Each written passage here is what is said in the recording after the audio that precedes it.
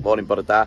And I've just read the white paper from Welsh Government, and really interesting. There's some great things there, you know, about growing more vegetables and fruits and salads in this country. I think that's a great idea and a great incentive, and hopefully, you know, there'll be some money towards helping farmers to grow more local, sustainable and environmentally friendly food in Wales, because we definitely need to be pushing into that.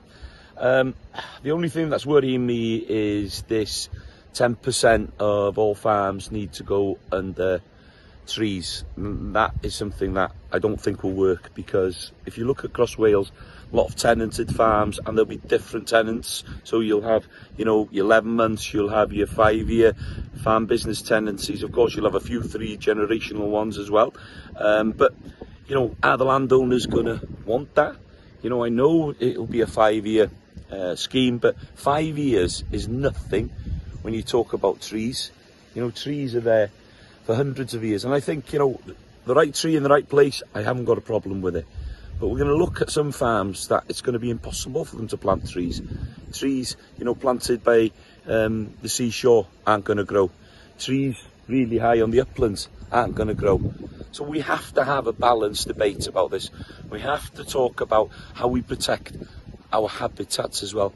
You know, what we've got on the Gareth Mountain, blanket bogs, you know, montane heath, you know, we've got some of the rarest flora and fauna and wildlife up there. We need to be protecting them.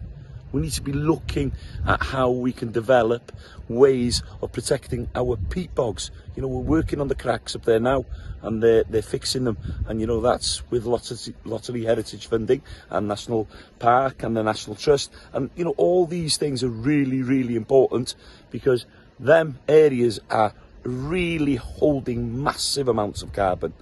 You know, I think about putting a few ponds on farms is a great idea. And we have to look at, you know, the pollution rates as well. But, you know, don't blame farmers, because I think there's bigger players in this. We've got, you know, the big water companies that are releasing sewage straight into the water courses. So everybody needs to play their part in this. But, you know, let's sit down with Welsh Government.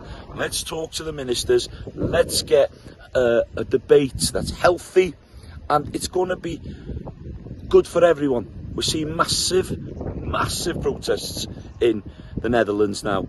You know, there's no food on their supermarket shelves. They're carrying manure down into their parliament. They're blocking roads. Do we want to go that far? No. We want to sit down with people around the table and make these decisions. So the habitats, we're producing food, affordable, you know, local, sustainable and environmentally friendly and regenerative food to feed our nation in a healthy, tasty and, you know, really, really positive way. This can be done because at this moment in time, we're sleepwalking into food shortages, no doubt in my mind, with what's happening in Ukraine and things. We need to be producing food. So, you know, let's think about where we're planting trees. Let's think about this policy, because in the long run, this is for our children. This is for our children. When you're signing that piece of paper and putting that policy, you could be ruining people's lives for generations. So we all need to be careful. We all need to talk about how to go forward together as a nation. We're a small country, and everybody can play their part and make a difference.